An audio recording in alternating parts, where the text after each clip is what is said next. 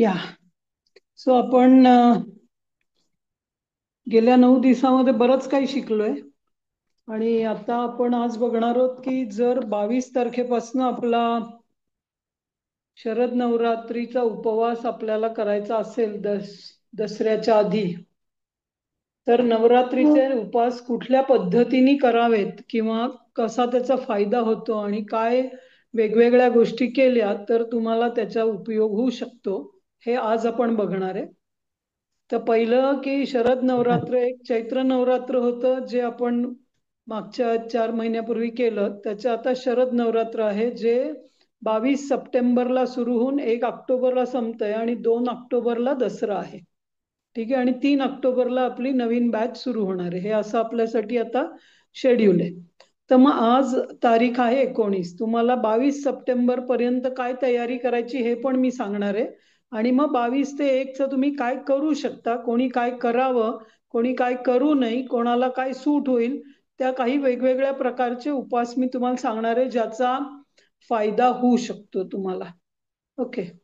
So पहिली गोष्ट म्हणजे काय तर उपवास कशासाठी करायचा, हा एक पहिली मनाची क्लॅरिटी पाहिजे की मी उपवास का करते. तर सगळे करतात म्हणून, अशी ट्रेडिशन आहे म्हणून, किंवा उपवास केला तर खूप पुण्य मिळतं म्हणून. एवढंच जर तुम्हाला उपवास करायचा असेल तर मग कसाही करा, मग तुमच्या ज्या पद्धतीचा आहे तसा करा, कारण मग तुमचं एक्सपेक्टेशन जे आहे ते फुलफिल होईल, त्यात काहीच प्रॉब्लेम नाही. पण जर तुम्हाला असा उपवास करायचा आहे की ज्याच्यामुळे तुमची कंप्लीट हेल्थ, शारीरिक, मानसिक, स्पिरिच्युअल आणि इमोशनल, या सगळ्याला जर बॅलन्स करायचं असेल तर आता तुम्ही काही दिवस वेगस नर्व ऍक्टिव्हेशन करताय, इंटरनल क्लिनिंग केलेलं आहे आणि ऑटोफेजी या प्रोसेसला जायचं असेल तर, कारण आपला जो 14 ते 16 तासाचा उपवास आहे ना तो फक्त किटोसिसवर थांबतोय. मी तुम्हाला स्टेजेस ऑफ फास्टिंग जे सांगितलं होतं त्याच्यामध्ये बेसिकली ते आहे की किटोसिस होतं म्हणजे काय तर लिव्हर तुमची क्लिअर होत जाईल आणि कुठे कुठे जे काही गडबड आहे एकेका ऑर्गनची तेवढी तेवढी क्लीन होईल. पण जर तुम्हाला अनावश्यक कुठेतरी स्टोर्ड असलेली फॅट, कुठेतरी स्टोर्ड असलेला प्रॉब्लेम, की जो कुठेतरी कचरा क्लिनिंग झालेला नाहीये, तो कुठेतरी थांबलंय, अडकलंय, मग कोणाला डायबेटीस असेल, कोणाला स्पॉन्डिलायटिस असेल, कोणाला स्टोन्स असतील, किडनी, गॉल ब्लॅडर, कुठे, या प्रत्येकाचा अर्थच एवढा आहे की कुठला तरी एक प्रॉब्लेम शरीरामध्ये अडकलेला आहे आणि त्याला फक्त किटॉसिस करून आपण बाहेर येऊ शकत नाही, तेवढं पुरेसं नाहीये. मग जर तुम्हाला त्याच्यापेक्षा जास्त काहीतरी पाहिजे असेल तर ती नेक्स्ट स्टेप आहे ऑटोफेजी. आणि ऑटोफेजीसाठी 17 ते 18 तासाच्या पेक्षा जास्त उपवास होणं महत्वाचं आहे. 12-14 तासाच्या उपवासाने आपण फक्त केटोसिस मध्ये जातो. आणि जर तो 23 तासाचा उपवास होऊ शकला, म्हणजे 18च्या वर कितीही तास, जेव्हा तुम्ही 18 तासाच्या वरचा उपवास करू शकाल तेव्हा शरीर ऑटोफेजी या स्टेटमध्ये जातं. आणि ऑटोफेजीचा अर्थ काय आहे तर शरीरामधलं स्टोर्ड फूड बॉडी वापरायला लागेल आणि ते आपल्याकडे अनावश्यक म्हणजे एक्सेस फूड, हे आपल्या कसं फ्रीजमध्ये काहीतरी ठेवलेलं असतं तसं शरीर, त्याच्याकडे खूप अशा जागा आहेत, पोकळी आहे, ज्याला आपण आकाश तत्व म्हणतो, तिथं तिथं ते ठेवत राहतं. मग जर आपण ऑटोफेजीला जायचं असेल तर उपवास हा एक्सटेंडेड असला पाहिजे. आणि मग नवरात्र किंवा एकादशी यांचे काय उपयोग आहेत किंवा याचं काय आहे तर यावेळी ऍक्च्युली आपल्याला निसर्ग पण साथ देतो. निसर्ग साथ देतो म्हणजे काय की बाहेरचं वातावरण किंवा ट्रान्झिशन स्टेटमध्ये आहे.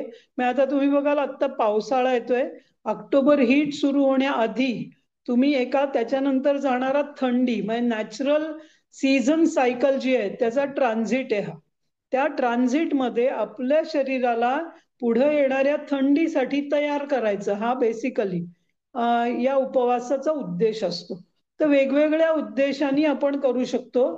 आपल्या पूर्वजांना उपवासाचे फायदे खूप कळले होते, त्यामुळे त्यांनी अख्ख्या 12 महिन्याच्या सीझन्सचा चेंज किंवा जगामध्ये काय मिळतं त्या सीझन मध्ये त्याप्रमाणे उपासाची पद्धत आपल्याला सांगितली. त्यामुळे जर तुमच्या घरामध्ये एका पद्धतीने उपास केला जात असेल तर त्याची तुमच्या जीनला, डीएनएला आणि तुमच्या शरीराला सवय असेल, तर काय तुम्ही घेता फूड म्हणून ते बदलू नका. मी तुम्हाला असं सांगणार नाहीये की सडनली एक ट्रान्झिट करा तुमच्या पद्धतींना ज्या तुम्ही लहानपणापासून बघत आलाय, करत असलाय. कारण त्या त्या पद्धतींनी तुमच्या शरीराला काहीतरी चांगलं दिलेलं असेल. पण तुम्ही असं कधीच काही केलेलं नाहीये किंवा मी कधीच उपास केला नाही आणि मला आता पहिल्यांदाच बघायचंय की नवरात्रीचा उपास कसा असतो, किंवा मी कधी कधी वेगवेगळ्या पद्धतीने केलंय, अशी काही लहानपणापासूनची सवय म्हणून मला कुठलीही नाहीये. तर मग तुम्हाला मी जे सांगतेय ते उपयोगी पडेल, कारण तुम्हाला फारसं माहिती नाहीये म्हणून. पण तुमच्याकडे जर एखादी रीती रिवाज काही चालू असतील तर तुम्ही करा. पण आजच्या जगामध्ये, म्हणजे आज जी आपली भौगोलिक परिस्थिती आहे, जितक्या पोल्युशन प्रोसेसमध्ये आपण जगतोय, त्यामध्ये काय प्रॉब्लेम आहे की तुम्हाला ज्या भाज्या मिळत आहेत त्याच्यामध्ये, आपल्याला जे धान्य मिळतंय त्याच्यामध्ये, आपल्याला जी हवा पाणी मिळतंय त्याच्यामध्ये सुद्धा खूप प्रॉब्लेम आहेत. एक मिनिट, उषामा कॉल कर. हॅलो उषामा. या सो आता आपल्याला जे उपवास करायचा आहे तो आजच्या काळाला सुटेबल पण करायचा आहे.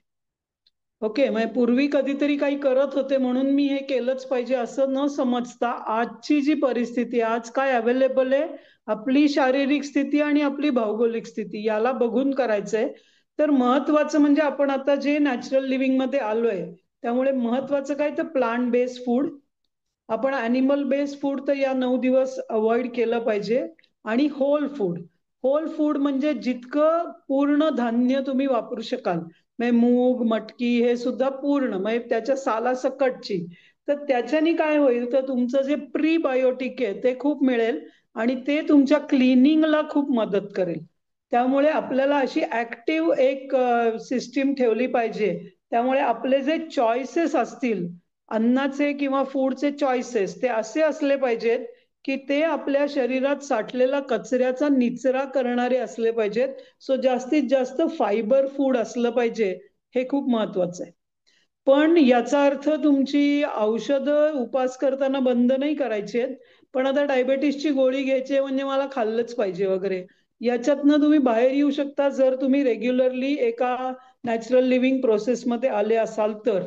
आणि ती गोळी तुम्ही त्यावेळी घ्या, काही तुम्हाला प्रॉब्लेम देणार नाही. पण खूप तुमचा कुठलाही आजार हा अति ह्याच्यात असेल आणि डॉक्टर इंटरव्हेन्शन लागू शकतं, तर मग उपवास करू नका. कारण त्याच्यासाठी मग तुम्हाला कुठल्या तरी मेडिकल सपोर्टची किंवा ऑब्झर्वेशनची गरज असेल. जर तुमची हेल्थ कंडिशन खूप खराब असेल तर मग तुम्ही उपासाचा ताण शरीरावर देऊ नका. त्यांनी कसं करावं ते पण मी शेवटी सांगणार आहे तुम्हाला. ओके. सो नवरात्रीच्या उपवासांचे नियम ही काही एक फक्त सांस्कृतिक गोष्ट नाहीये किंवा परंपरा आहे, आमच्या घरी करतो म्हणून मी बघितलंय म्हणून असं नाहीये. तर याच्यानी शरीर, मन आणि आत्म्याची पण शुद्धी होते. तर ती शुद्धी खूप महत्वाची आहे. म्हणजे काय तर याच्यामध्ये फक्त उपवासाचा अर्थ फूड हा नाहीये. तर तुम्हाला आठवत असेल तर आपल्या 21 दिवसाच्या सेशनमध्ये मी सांगितलं होतं फास्ट आणि उपवास मधला फरक काय आहे. तर याच्यात महत्वाचं काय आहे तर तुम्ही साधना एक मानसिक याच्यासाठी केली पाहिजे. मग त्याच्यासाठी दुर्गा सप्तशती हा चांगला एक चॉईस आहे तुम्हाला. पण तुम्हाला दुर्गा सप्तशती माहिती नसेल, वाचता येत नसेल, ऐकता येत नसेल, तर तुम्ही दुसरा कुठलाही एक मंत्र ठरवा तुमच्यासाठी. मग तो देवी मंत्र ठरवा, हे जास्त चांगलं. कारण आत्ताचा जो काळ आहे तो सृजनाचा काळ आहे. सृजनाचा काळ म्हणजे आता नवीन धान्य, नवीन हे यायला लागण्याची भूमीमधून, हे आपल्याला आपल्या शरीरातनं काढायचंय. म्हणून देवी मंत्र घेतलात तर जास्त चांगलं. आणि माझी एक सजेशन असेल ललिता सहस्रनाम. हे बऱ्याच लोकांना येतं आणि तुम्हाला जर ते म्हणता येत नसलं तरी आजकाल तुमच्याकडे अलेक्सा असेल तर अलेक्सावर लावा, युट्यूबवर लावा. आणि ज्यांना म्हणता येत नाही त्यांनी निदान ऐकावं आणि शांतपणे मेडिटेशन स्टेटमध्ये बसून एका ठराविक वेळी दिवसाच्या या 9 दिवसात तुम्ही केलं तर त्या उपवासाचा तुम्हाला पूर्णपणे अनुभव मिळेल, कारण ते तुम्ही ऑटोमॅटिक मेडिटेटिव्ह व्हाल. म्हणजे छोटासा मंत्र न घेता मोठा मंत्र घ्या म्हणते मी, ज्याला तुम्हाला 30 ते 40 मिनिटं लागतात. जसं ललिता सहस्रनाम तुम्हाला एक 10 मिनिटात होणार नाहीये, तुम्हाला मोठं पाहिजे तर तुमच्या आवडीचा कुठलाही एक मंत्र घ्या. पहिला चॉईस माझ्यासाठी असेल दुर्गा सप्तशती, कारण आता ही दुर्गा देवीची साधना आहे. पण नाही तर तुम्ही ललिता सहस्रनाम घेऊ शकता, किंवा तुम्हाला जो कुठला मंत्र आवडतो, जो चांगला वाटतो, ज्याची तुम्हाला सवय आहे, जो तुम्ही म्हणता, किंवा तुम्ही गुरुचरित्राचं पारायण करता रेग्युलरली, तुम्हाला ते वाचण्यात तुमच्याकडे आहे, ते तुम्ही वाचू शकता. पण साधारणपणे अर्धा तास ते 40 मिनिटं कुठली तरी एक साधना मंत्राची किंवा जपाची किंवा पठणाची केली पाहिजे, तर त्या उपवासाला तुम्हाला सपोर्ट मिळेल. कारण आपण नाहीतर काय करतो की मी जेवणावरती कंट्रोल करतो, एक वेळचं जेवण, पण त्याच्याने तुमची शारीरिक क्लिनिंग होईल. आत्मा आणि मनाची शुद्धी होण्यासाठी उपवासामध्ये फूड वर फास्टिंग केलं पाहिजे, पण त्याचप्रमाणे साधना ही खूप महत्वाची आहे. आणि ती तुम्ही आधी ठरवा. म्हणजे 22 तारखेला तुम्ही एक पूजा करा. आता ती पूजासाठी ही देवी पाहिजे का ती देवी पाहिजे का असं मी सांगणार नाही तुम्हाला. एक छोटीशी गोष्ट सांगीन, ज्या ज्या घरामध्ये तुमच्याकडे काय तुम्ही घर देवात पूजा करत नाही, कोणतरी तुमच्या घरातले मोठे करतात, दुसरं कोणी करतं, तर तुमच्या स्वतःसाठी काय करा, एक पूर्ण सुपारी घ्या. पूर्ण सुपारी, जी मग फुडलेली नाही, पूर्ण सुपारी एका छोट्या ताटलीमध्ये तांदूळ घ्या आणि त्याच्या अक्षता बनवा. त्या अक्षतांवरती हळद कुंकाचं स्वस्तिक किंवा तुम्ही जे काय तुमचं रेग्युलर काढत असाल आणि त्याच्यावरती सुपारी ठेवा. रोज त्याला एक फूल वाहा आणि तुमचा मंत्र हे करा. पण पहिल्या दिवशी त्याला तुमचा संकल्प सांगा. ती सुपारी तुमच्यासाठी एक मध्य मध्य नाही काय म्हणतात, एक मेसेंजर असेल. तुमचा जो काही स्वतःशी एक कॉन्फिडन्स हे ठेवायचंय की ती सुपारी तुम्हाला सांगेल की आता साधना या ठिकाणी केली पाहिजे. मग ती कुठे ठेवा, तर थोडीशी एका टेबलवर ठेवा, पूजा रूम असेल तर पूजा रूम मध्ये ठेवा, जिथे तुम्हाला थोडी स्वच्छ जागा मिळेल, जिथे बसून तुम्ही साधना करू शकता अशी एक जागा असेल तिथं ठेवा. आणि ते 9 दिवस त्याला काही खूप प्रोसेस नाही करायचे, त्याला हळदी कुंकू वाहा आणि एक फूल वाहा, बास झालं.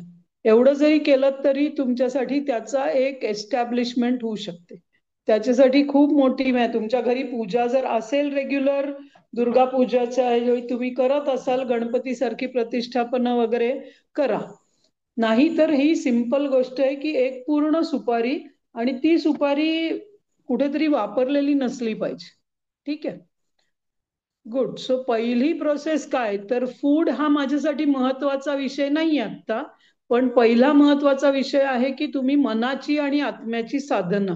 तर आज तुम्ही ठरवा की कुठला मंत्र मला करायचा आहे. तुम्हाला माहित असलं तुमच्या रेग्युलर सडन तुमच्या जो मनात येईल, तुम्हाला जो असा डोळे मिटून वाटेल की हा करायला पाहिजे, तो तुम्ही लिहा आणि तो करा.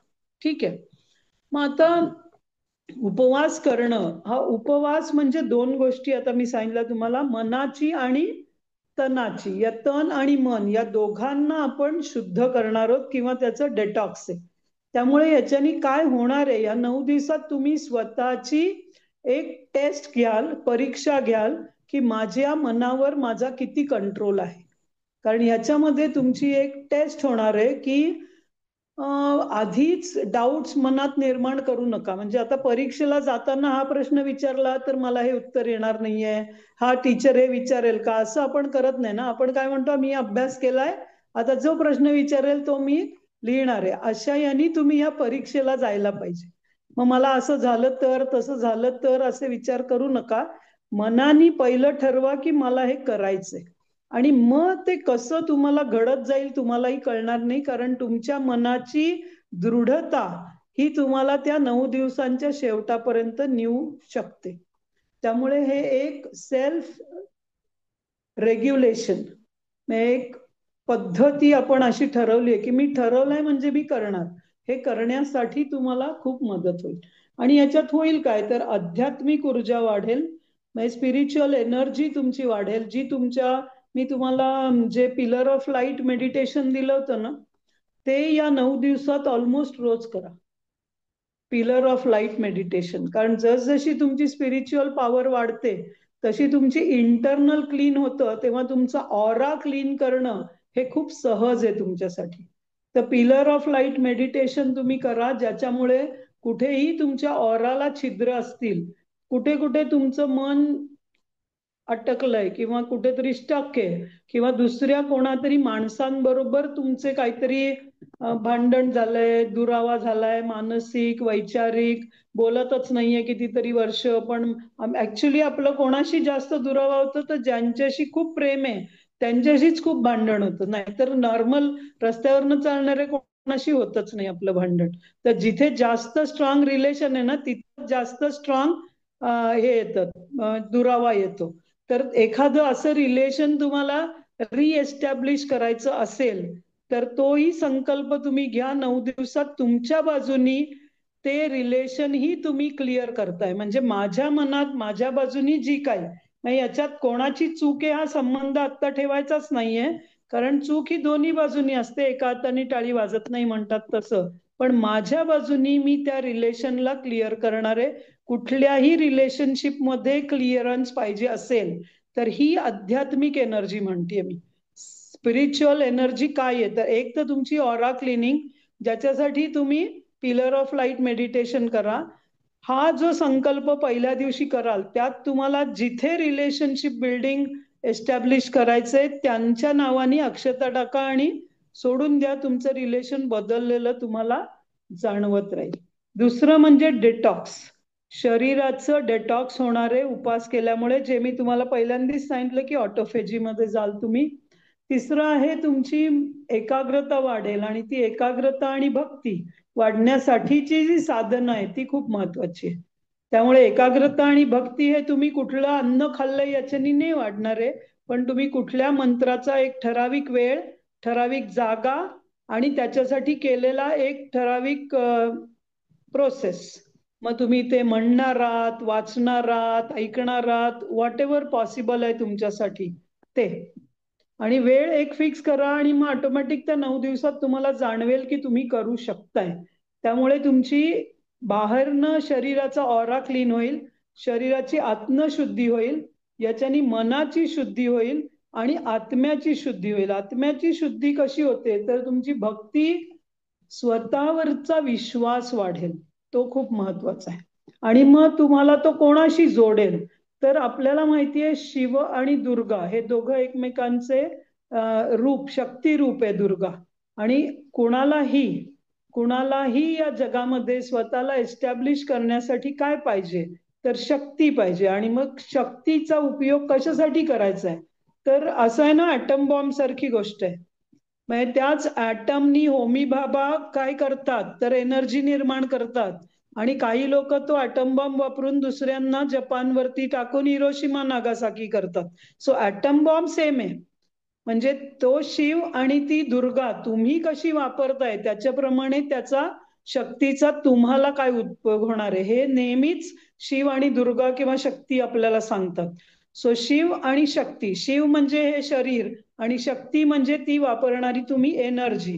तर या दोघांना तुम्हाला समजायचं असेल, तुमची स्वतःची पॉवर तुम्हाला समजायची असेल तर खूप महत्वाचं आहे की या नवरात्रीच्या 9 दिवसात तुम्ही स्वतःची साधना ठेवा. मग आपल्या आता ग्रुपमध्ये जी 40-50 माणसं रोज आहेत त्या प्रत्येकाला पूर्ण उपवास करणं जमेल असं नाही, पण साधना करणं तर जमेल, मनाची साधना करणं नक्कीच जमेल.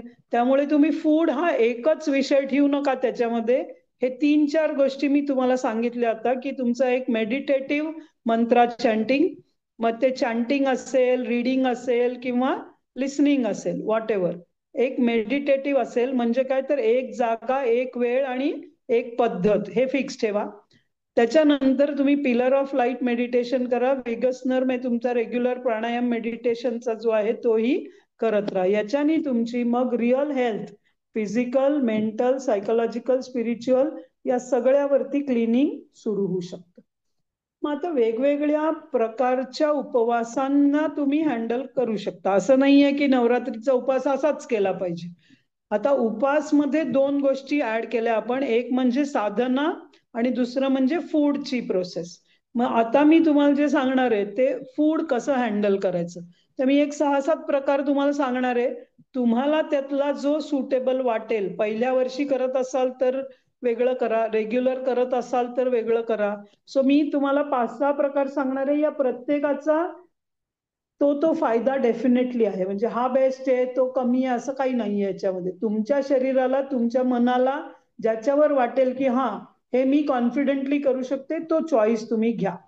सो पहिलं आहे की 9 दिवस पूर्णपणे फक्त पाण्यावर राहणं. 9 दिवस पूर्णपणे फक्त पाण्यावर राहणं. पण हे सडनली 22 तारखेला तुम्ही करू नका. त्याच्यासाठी त्याला पूर्वतयारी म्हणतात. मग ती तुम्हाला उद्यापासनं करावी लागेल. 2-3 दिवस तुम्हाला लिक्विड फास्टवर जायला पाहिजे. कारण तुमच्या शरीरामध्ये जे काही सॉलिड वेस्ट आहे ती जर राहिली तर मग तुम्ही फक्त पाण्यावर राहणं मुश्किल होतं. त्यामुळे 2-3 दिवस आधी, जे 22 तारखेपासून जर तुम्हाला करायचं असेल तर पहिले 2 दिवस तुम्हाला त्याच्या आधी लिक्विड फास्ट केलं पाहिजे. मग ऑटोमॅटिकली तुमचं शरीर त्या पूर्ण पाण्यासाठी तयार झालंय. But I don't suggest people above 50-55 ज्यांचे हार्मोन इम्बॅलन्स स्टेटमध्ये आहे त्यांनी पूर्ण पाण्यावर जावं. कारण सडनली तुमचे हार्मोन बिहेव वेगळं करू शकतात. So be very careful. Observe करा. तुम्हाला कुठलाही एखादा डिसीजची टेंडन्सी असेल तर दिस इज नॉट प्रेफरेबल. ज्यांना याची सवय आहे, ज्यांना घरात अजून कोणी सपोर्ट आहे आणि काम खूप करायचं नाहीये, खूप फिजिकल वर्क नाहीये किंवा काही स्ट्रेस वर्क नाहीये, त्यांनी हे करावं. दुसरं आहे पाणी आणि रोज एक फळ. मग ते फळ तुम्ही कितीही खाऊ शकता. मग आज पपई ठरवली, उद्या काय ऍपल ठरवलं, परवा काय, अशी 9 दिवसाची 9 फळं घेऊ शकता तुम्ही. तर ते फळ एकदा खा किंवा दोनदा खा किंवा तीनदा खा, कारण तुम्ही ते एक फळ खूप वेळा खाऊ शकत नाही. ओके. त्यामुळे एक फळ आणि पाणी हा एक अजून सोपा उपाय आहे जर तुम्हाला 9 दिवस पूर्ण पाण्याचं नसेल करायचं. तिसरं आहे दूध, फळं आणि एक धान्य. म्हणजे अजून आता तुम्हाला वेगळ्या दुधाची सवय नाहीये तोपर्यंत दूध घ्या. ज्यांना पित्त प्रकृती आहे त्यांनी पूर्ण पाण्यावर जाऊ नका. कारण पाण्यावर पूर्ण गेलं किंवा फक्त फळ आणि पाणी केलं तर तुमच्या शरीरातलं पित्त बाहेर यायला लागतं आणि मग ते त्रासदायक होतं. आणि त्याच्यासाठी मग अशी फळं खाल्ली पाहिजेत की जी पित्त शमन करतील तुम्हाला. ओके. त्यामुळे बेस्ट फळं आहेत जी विस्कस आहेत, लाईक केळं, पपई, वॉटरमेलन वापरू नका. वॉटरमेलननी काय होईल, पाणी पण तेच आहे आणि वॉटरमेलन पण तेच आहे. तसं न करता ज्याच्यामध्ये जास्त गर आहे अशी फळं घ्या जेव्हा तुम्ही फक्त फळांवर उपास करताय. आणि एक धान्य म्हणजे मग त्याच्यासाठी काहीही वेगळं नाही वापरायचं. त्याचंच फक्त तुम्ही कशी रव्याची खीर करताना त्या टाईपमध्ये त्या धान्याची तुम्ही खीर सारखं करायचं. त्याच्यात साखर बिखर नाही घालायचंय काही. फक्त ती दुधामध्ये किंवा पाण्यामध्ये शिजवून घ्यायचं आणि ते सॉल्ट किंवा पेपर हे घालून तुम्ही खाऊ शकता. त्याच्यामध्ये बाकी काही नाही घ्यायचं. ओके. तिसरं आहे दिवसातून एक जेवण, 1 मील अ डे. पण ते मर्यादित. म्हणजे आज काय एकच खाणार आहे म्हणून 3-4 प्लेट घेऊन पूर्ण बकासूर टाईप नाही करायचं. त्याला मर्यादित ठेवणं खूप महत्वाचं आहे. आणि तुम्हीही करू शकाल मर्यादित. पण तुम्ही जर एकटेच करत असाल आणि घरातले बाकी सगळे नॉर्मल खातायत तर ते तुम्हाला एकट्याला असं एवढंस खाऊ देणार नाहीत. ते म्हणतील अगं तू पुन्हा नाही खाणार आहेस, आत्ताच खाऊन घे. आणि हे जेवण आहे ना, ते 55 मिनिटाच्या आत व्हायला पाहिजे. असं ते 2-3 तास स्ट्रेच नाही करायचंय. म्हणजे एक सिनेमा लावलाय आणि प्लेटवर प्लेट चालूच आहे असं नाही व्हायला पाहिजे. 40 ते 50 मिनिटात संपलं पाहिजे. कारण तुमचं इन्शुलिनचा जो माप आहे ते एकदाच पडलं पाहिजे दिवसात. तरच तुमचा इन्शुलिन रेझिस्टन्स कमी होईल. आणि आपलं इन्शुलिन जेव्हा आपण खाणं सुरू करतो दरवेळी पॉज करून सुरू केलं की पुन्हा इन्शुलिन येत राहतं. म्हणजे तुम्ही आता जाता येता एखादा बदाम खाल्ला, जाता येता काय 4 दाणे खाल्ले, तुम्ही तोंडात काहीही टाका, त्याला स्विच ऑन होतो. आणि हे नॉर्मलीच लक्षात ठेवा, कारण त्याच्यासाठी काही माहिती नाही आहे ना ब्रेनला की अजून किती तुम्ही खाणार आहात. तर एकदा का तुम्ही बटन ऑन केलं तर तो म्हणतो की आता रेडी व्हा, सज्ज व्हा, असं तो ब्रेन आपल्या लिव्हरला सांगतो. आणि मग इन्शुलिन पॅन्क्रियास तयार करायला लागतं. हे असं सारखं सारखं खाण्यामुळे सुद्धा डायबेटीस खूप लोकांना झालेला आहे. तर दिवसातून एक जेवण, माझ्या मते ज्यांना आता 2 वेळा जेवणावर जे लोक आलेत 12 तासाच्या 14 तासाच्या उपासानंतर, त्यांच्यासाठी हा सगळ्यात बेस्ट, सहज आणि खूप फायद्याचा उपास आहे. माय प्रेफरन्स वुड बी की दिवसातून एक जेवण, की ज्यांना वरचं शक्य आहे त्यांनी करावं, पण प्रेफरन्स इज दिवसातून एक जेवण.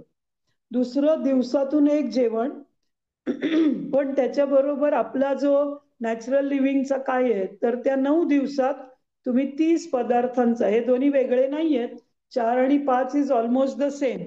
पण पहिल्या याच्यामध्ये काय आहे ना, की ज्या लोकांना वाटतं की उपासाला हे चालतं आणि ते चालत नाही, तर तुम्ही तो वरचा उपास ठरवा 4. पण 5 माझ्यासाठी काय आहे, तर उपासाला काय चालतं म्हणजे साबुदाणा, भगर, दाणे असं रोज तुम्ही 9 दिवस खाल्लं की तर तुम्हाला त्रास होऊ शकतो. त्यापेक्षा तुम्ही 30 वेगवेगळे पदार्थ जे आपल्या आठवड्याच्या सायकल ठरवलाय तसं केलं तर मग तुम्ही तुमचा चॉईस ठरवा की तुम्हाला काय खायचंय. मग आता हे उपासाला चालतं काचा प्रॉब्लेम नाहीये, मला काय चालणार आहे, मला काय लागणार आहे, विटॅमिन, मिनरल, प्रीबायोटिक, प्रोबायोटिक सगळं बघून.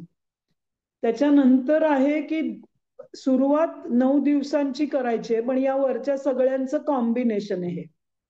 पहिले 3 दिवस तुम्ही एक वेळा जेवा, त्याच्यानंतर पुढचे 3 दिवस लिक्विड फास्टवर जा, आणि मग शेवटचे 3 दिवस पूर्ण पाण्यावर जा, आणि याचाही खूप चांगला इफेक्ट मिळतो.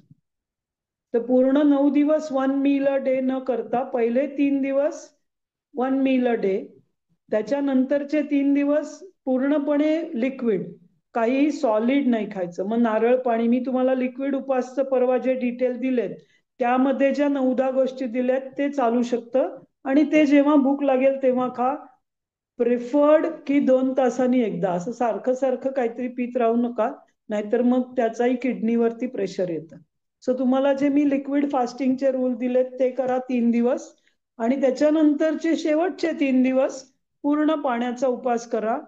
याचा तुम्हाला वेगळा फायदा होऊ शकतो की हळूहळू तुमची सिस्टीम पूर्णपणे ऑटोफेजीला जाईल.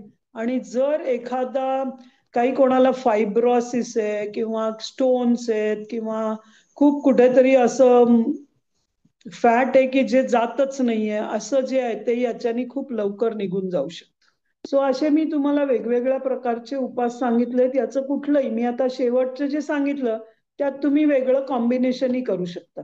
म्हणजे तुम्हाला पूर्ण पाण्यावर नाही जायचंय तर 5 दिवस 1 मील अ डे आणि 4 दिवस लिक्विड फास्ट असं सुद्धा चालेल. So you can do some permutation combination. या शेवटच्याला तुम्ही बदला, कि मग एकच दिवस पूर्ण पाण्याचा शेवटचा, 4-4 दिवस हे म्हणजे 3-3-3 मी जे सांगितलंय ना त्याच्याऐवजी तुम्ही 4-4-1 असंही करू शकता. ओके, 4 दिवस 1 मील अ डे, 4 दिवस लिक्विड फास्ट, आणि 1 दिवस पूर्ण पाणी, हे शक्य आहे. तर असं 4-4-1 करा, 3-3-3 करा, 5-4 करा. शेवटचा आहे जो तो ना तुम्ही मॉड्यूल करू शकता, तुम्हाला कसं सुटेबल वाटतंय त्याप्रमाणे, मानसिक आणि शारीरिक. आणि हे करता करता एखाद दिवशी वाटलं की ते काय, मी ठरवलं 2 दिवस मी पूर्ण लिक्विड फास्टला जाणार आहे, पण नाही, डोकं दुखायला लागलं तर सोडून द्या. शांतपणे जेव्हा 1 दिवसाचं जे आहे आणि कंटिन्यू करा. तुमच्या शरीराची परीक्षा अशी घेऊ नका की काहीतरी आजारी, त्याला असं ठेवा की सहज शांतपणे तो ऑटोफेजीमध्ये जाऊ शकलं. मग पुढच्या वर्षी तुम्ही अजून चांगलं करू शकता, और चैत्रामध्ये पुढच्या अजून चांगलं करू शकता. तर वर्षातनं 2 चॉईस आहे आपल्याला, चैत्र नवरात्री आणि शरद नवरात्री. तर हे करता येईल. मग आता 30 भाज्यांचं प्लॅनिंग हे आज करा, तर तुम्हाला परवा या सगळ्या गोष्टी 9 दिवसांसाठी मिळतील. आज उद्या हे करा प्लॅनिंग. आता वीकेंड मिळालाय आपल्याला 22 तारखेच्या आधी. तर याच्यात काय करायचं, तर 30 गोष्टी या मी डिस्ट्रीब्युशन दिलंय. याच्यामध्ये जास्त पाहिजेत भाज्या. ओके, जास्त वेगळी धान्य नको आहेत आपल्याला. भाज्या 10 वेगळ्या प्रकारच्या पाहिजे, पण त्यामध्ये सुद्धा 10 कशा पाहिजेत, तर लिफी व्हेजिटेबल पाहिजे, वेलीवाल्या पाहिजे, म्हणजे तोंडलं, दोडकं, दुधी, ज्या वेलीवर येतात ते, भूमीमधलं पाहिजे दोन, 2-3, आणि स्टार्ची म्हणजे यावेळी तुम्ही पोटॅटो आणि स्वीट पोटॅटो म्हणजे रताळं आणि पोटॅटो हे डेफिनेटली इन्क्लूड करा. कारण ते तुम्हाला खूप चांगल्या गोष्टी देईल जेव्हा तुम्ही ऑटोफेजीमध्ये जाताय. रताळं हे खूप चांगलं आहे, पण रोज रताळं खायचं नाहीये. तुम्ही अल्टरनेट डे, एक दिवशी बटाटा एक दिवशी रताळं असं केलं तर तुम्हाला 2-3 दिवसातनं एकदा केलं तरी बास आहे. फळं मिनिमम 5, तुम्ही 2 मेलन म्हणजे 2 प्रकारचे मेलन, तुम्ही बरीच प्रकारची फळं सुद्धा, मी हे मिनिमम दिलंय हे 30 मिनिमम. 30 पेक्षा जास्त तुम्ही गेलात तर काही प्रॉब्लेम नाहीये. सीड्स मध्ये ऍटलीस्ट 2 फ्लॅक्स सीड्स कंपल्सरी ठेवा, कारण त्याच्यामध्ये खूप हाय प्रोटीन आहे. आणि तीळ किंवा कुठलाही वेगवेगळी सीड्स अजून तुम्ही ह्याची चटणी सुद्धा तुम्ही वापरू शकता तुमच्या जेवणामध्ये. किंवा तुम्हाला मेलन सीड्स किंवा भोपळ्याच्या बिया किंवा कुठल्याही वेगळ्या बिया सुद्धा हे करू शकता तुम्ही. आणि धान्यांमध्ये तुम्ही ज्याला स्प्राउटिंग करता येईल, मूग, मटकी, चना, चवळी, ज्याची तुम्ही उसळ करू शकता किंवा स्प्राउट्स करू शकता, ते घ्या. त्याच्यानंतर काही ड्रायफ्रुट्स घ्या, ती तुमच्या रेग्युलर जी सवयीची ड्रायफ्रुट्स असतील ती. आणि तुम्ही वर्ण ड्रेसिंग जे करता की ज्याला डेकोरेशन, त्याच्यामध्ये मेन आहे की नारळ. जो एक 1 मील अ डे असेल तर ऑलमोस्ट रोज नारळ वापरा. आणि ऍटलीस्ट 1/4 म्हणजे एका नारळाचे 2 तुकडे केले, त्याचे 2 तुकडे, म्हणजे तुमच्या एका जेवणामध्ये ऍटलीस्ट अर्धाच्या अर्धा, 1/4 नारळ तुम्ही वापरला पाहिजे. तर तुमचा जो रिक्वायर्ड कॅल्शियम, ऑइल आणि सपोर्ट सिस्टीम जी क्लिनिंगची आहे ती तुम्हाला मिळेल.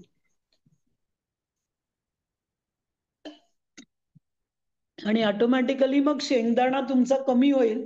नाहीतर मग उपासात खूप शेंगदाणा खाल्ला जातो आणि पित्त वाढतं. तर तुम्ही नारळ आणि शेंगदाण्याला बॅलन्स करा. आणि कोथिंबीर, कढीपत्ता, पुदिना हे तुम्हाला जे काही ड्रेसिंगला पाहिजे असेल. आणि बेस फूड मात्र ऍज फार एज पॉसिबल मिलेट्सवर जा. म्हणजे तुम्ही जर पोळी आणि भात हे वर्ज्य केलं तर खूप मोठा उपास होईल तुमच्यासाठी. आणि मिलेट्समध्ये तुम्हाला बाजरी, ज्वारी, नाचणी आणि साबुदाणा हा तुम्ही खाऊ शकता याच्यामध्ये, कारण साबुदाणा तुम्हाला चांगला कार्बोहायड्रेट देईल जेव्हा तुम्ही उपासाल. किंवा तुम्ही आता शिंगाड्याचं पण पीठ वापरलं जातं, किंवा राजगिऱ्याचं पीठ वापरलेलं चालेल, राजगिरा वापरला तर चालेल. पण तुम्ही याच्यावर गेलात तर ऑटोमॅटिकली तुमचं कार्बोहायड्रेट कमी होईल आणि प्रोटीनचा बॅलन्स व्यवस्थित होईल. कारण एकच मील जेव्हा तुम्ही एक दिवसातनं घेता तेव्हा प्रोटीन बॅलन्स खूप महत्वाचा आहे. कार्बोहायड्रेट आपल्याकडे खूप स्टोर्ड आहे, फॅट. तर हे मी मिनिमम दिलंय. याप्रमाणे तुमच्याकडे काय अवेलेबल आहे सध्या ते तुम्ही वापरू शकता. मग आता मी तुम्हाला एक 9 दिवसाचं प्लॅन देणार आहे. मी प्लॅन फिक्स नाही देते तुम्हाला, पण कसं प्लॅन करायचं 1 मील अ डे असेल तर. आणि हे 9 दिवस तुम्ही डे 1 to 3 कुठलाही डे कुठेही वापरा. किंवा एक मीलचं दिलंय तो तुम्हाला आज नाही 7व्या दिवशी झालं तरी ओके. पण मी एकेका दिवसाचं एक एक दिलंय तुम्हाला. सो पहिल्या दिवशी तुम्ही भाजी पोळी काही घ्या, पण पहिल्या दिवशी जेव्हा 1 मील अ डे ला जाणार आहात ना, तर थोडा कार्बोहायड्रेट कंटेंट जास्त असला पाहिजे. त्यामुळे बटाटा, वाटाणा किंवा रताळ हे वापरा पहिल्या दिवशी, कारण सडनली नाहीतर शुगर ड्रॉप होऊ शकते. कारण तुम्ही बॉडीला पुढचे 24 तास काही देणार नाही आहेत. म्हणजे कालपर्यंत तुम्ही बरंच खाल्लंय आणि आज तुम्ही एक मील घ्याल ते फुल आहे. पण तुमच्या शरीराला हे माहित नाहीये की तुम्ही परवा खाणार आहात. आता म्हणजे एक 24 तास तुम्ही काही खाणार नाही आहात. त्यामुळे त्याच्यासाठी असं काहीतरी ठेवा. त्यामुळे मी पुरी म्हणलीये, तुम्ही काहीही करू शकता तिथे, पोळी, भात, भाजी, भात म्हणजे कुठलंही घ्या पहिल्या दिवशी. आणि आता तुम्ही बघा काय काय लिहिलंय याच्यामध्ये. एक आहे म्हणजे तुम्ही व्हेजिटेबल काय आहे, त्याच्या सपोर्ट काय आहे, मग सलाड काय आहे, आणि आमटी किंवा त्या तत्सम काय आहे, आणि मग एक फ्रूट आहे. सो हा, आणि फ्रूट कधी खाणार आहे आपण? 1 वाजायच्या आधी, 1 दुपारी. वाजायच्या आधी, पण सगळ्या जेवणाच्या सुरुवातीला. जेवणाच्या आधी. जेवणाच्या सुरुवातीला आणि सूर्य डोक्यावर यायच्या आधी. सो काकडी आणि फळ, म्हणजे सलाड आणि फळ याच्यानी तुम्ही सुरू करा. ते पूर्ण खाल्ल्यानंतर तुम्हाला जेवढं काही खायला वाटेल बाकीचं ते खा. ठीक आहे, म्हणजे एक मी थोडंसं पीस ड्रॅगनच्या फ्रूटचा खाल्ला किंवा पेरूच्या दोन कापा खाल्ल्या असं नाही पाहिजे. ते फुल खाल्लं पाहिजे, कारण याच्यानी तुमची सुरुवात तुमच्या ब्लड वेसल क्लीन करण्यानी होणार आहे, इंटेस्टाईन क्लीन करण्यानी होणार आहे. ठीक आहे. सो डे 2 आहे पालेभाजी. आता तुम्ही बघा सिक्वेन्स असा मी करत गेली आहे की एक दिवशी तुम्हाला प्रोटीन मिळेल, एक दिवशी कार्बोहायड्रेट मिळेल. सो आता या चपाती म्हणजे तुम्ही रागी रोटी करा किंवा तुम्ही बाजरीची भाकरी करा असंही चालेल. मग आता बीटरूट, मूग डाळ आणि कुठलंही एक फळ. त्याच्यानंतर तुम्ही ज्वारीची भाकरी आणि वांग्याची भाजी किंवा भरीत, मुळा, टोमॅटो सार, डाळिंब. मी आपलं एक सॅम्पल दिलंय, तुम्ही याचंच कॉम्बिनेशन केलं पाहिजे असं काही नाही. पण जनरली एक हेवी फूड, मग नेक्स्ट डे लाईट, हेवी आणि नेक्स्ट डे लाईट असं करा. ओके. सो पालेभाजी अल्टरनेट डे यायला पाहिजे. मग ती आयदर भाजी म्हणून करा, सलाड म्हणून करा किंवा पराठा म्हणून करा. पण अल्टरनेट डे पालेभाजी खाल्ली पाहिजे, ज्याच्यामुळे तुमची विटॅमिन मिनरल्स कंटेंट खूप व्यवस्थित राहील. साबुदाणा एकच दिवस मी ठेवलाय माझ्या याच्याप्रमाणे, तेवढा पुरेसा आहे उपासाला. त्याच्यापेक्षा जास्त साबुदाणा मी तुमचं ऍक्च्युली बॅडच होईल. त्याच्यानंतर दुधी. सो दररोज एक वेगळी भाजी आहे. आणि 9व्या दिवशी उरलेल्या ज्या काही थोड्या भाज्या असतील सगळं उरलंय त्याची करून टाका, तुमचं होईल. असं मिक्स व्हेज करी लिहिलंय. मग आता ही नाचणीची, मेथी पराठा, या सगळ्या पराठ्यामध्ये सुद्धा तुम्ही, मी असं म्हणत नाहीये की गव्हाचं पीठ घाला. पराठा करताना तुम्ही ज्वारीचं पीठ थोडं, नाचणीचं पीठ थोडं, असं पीठ घालून पराठा करा, तोही खूप चांगला लागतो. ज्याच्यात तुम्हाला प्रोटीन खूप मिळेल. सो हे असं एक प्लॅन आहे. पण हे तुमचं तुम्ही मॉडिफाय करा, तुम्हाला काय शक्य आहे, कुठलं आहे त्याप्रमाणे. पण असं म्हणजे ह्याच्यानी काय व्हायला पाहिजे, रोज एक फळ वेगवेगळं खाल्लं गेलंय, डाळ वेगवेगळी खाल्ली गेली आहे, भाजी वेगवेगळी खाल्ली गेली आहे, सलाड वेगवेगळं खाल्लं गेलंय. आणि मग तुम्ही मधलं जे आहे ना ते फार सपोर्टिंग आहे. पण हा एवढा कव्हरेज जर तुम्ही 9 दिवसात दिलात तर खूप व्यवस्थित तुमच्या शरीराचं क्लिनिंग व्हायला तुम्हाला मदत होईल. ठीक आहे. गुड. मग आता ताजा नारळ खूप वापरा. आणि जर एक 1 मील अ डे असं मी मेजरली तुम्ही करताय असं समजलं, तर एक मील झाल्यानंतर संध्याकाळी वाटलं की काहीतरी एक सवय आहे म्हणून काहीतरी खावंसं वाटलं, तर ॲज युजल गरम पाणी प्या, फर्स्ट चॉईस. कारण तो तुमच्या शरीराला सांगेल की मी काही देणार नाहीये म्हणून, आणि पाण्याची पण बॅलन्स होईल. नाही वाटलं तर ग्रीन टी घ्या किंवा ब्लू टी घ्या किंवा रेड टी घ्या. पण या ग्रीन ब्लू रेड टी मध्ये, रेड टी म्हणजे हिबिस्कसचा ट्री, ब्लू ट्री म्हणजे गोकर्णाचा ट्री, पण याच्यामध्ये आता लिंबू, मध असं काही घालायचं नाही. नुसता पाण्यामध्ये केलेलाच घ्यायचा तो, म्हणजे फक्त मेडिसिन म्हणून घ्यायचं ते. पण सॉलिड फूड काही घेऊ नका. ठीक आहे. आणि जर तुम्हाला वाटलं हेडेक वाटतंय काही, तर मग त्याच्यामध्ये बेस्ट इज लिंबू आणि मध घाला या कुठल्याही ग्रीन टी मध्ये, किंवा सरळ गरम लिंबू मध पाणी प्या, ते सुद्धा चालेल जर तुम्हाला ऍसिडिक वाटत असेल तर. ग्रीन ज्यूस या याच्यामध्ये नका घेऊ, कारण तो तुम्ही या जेवणाच्या आधी आणि तो 12 वेळेच्या आधी घेतला पाहिजे. तर आत्ता आपण ऑटोफेजीला जातोय, त्यामुळे अजून तुमची इंटेस्टाईन क्लीन करायची. आत्ता याच्यात मी कुठेही तुम्हाला बीटरूट कांजी किंवा आपलं जे 9 दिवसामध्ये नाही सांगितलेलं, कारण मग ते तुम्ही त्या 40 मिनिटापेक्षा जास्त 2-4 वेळा घ्याल. तर जर तुम्हाला घ्यायचंच वाटलं तर मग जस्ट जेवणाच्या आधी तुम्ही ग्रीन ज्यूस घेऊ शकता किंवा जेवणाबरोबर तुमच्या कांजी घेऊ शकता. पण ती भाताची कांजी सुद्धा तुम्ही घेऊ शकता, पण ती मग दुपारी घ्यायला पाहिजे. So you can add all that. But मी इथे नाही लिहिलंय, कारण तुम्ही ऑलरेडी ऑटोफेजी प्रोसेसवर जाताय आणि बरेच दिवस तुम्ही हे करताय. सो तुम्हाला सवय झाली आता ग्रीन ज्यूस घेण्याची, घेऊ शकता तुम्ही, पण मग तो एकदाच घ्या जेवणाच्या आधी. तर ग्रीन ज्यूस घ्या कधी, नाहीतर कांजी घ्या कधी. ठीक आहे. So that's good. So that's all. Happy fasting. आणि आपण सगळे एकत्र मिळून करूया आणि आपली एनर्जी एकमेकांना मिळेल, हा खूप महत्वाचा हे आहे. ठीक आहे. So that's all from my side. आता तुम्हाला काही प्रश्न असले तर विचारा, आणि तुम्हाला काही डाऊट्स किंवा शेअरिंग करायचं असेल की तुम्ही काय शिकलात कितीतरी या 9-10 दिवसात, तेही तुम्ही सांगू शकता. मग एक क्वेश्चन होता, नारळ जो घेतोय तो ओलाच नारळ घ्यायचा की नॉर्मली काही काही आपण सुका नारळ पण भाज्यांना वापरतो करेक्ट?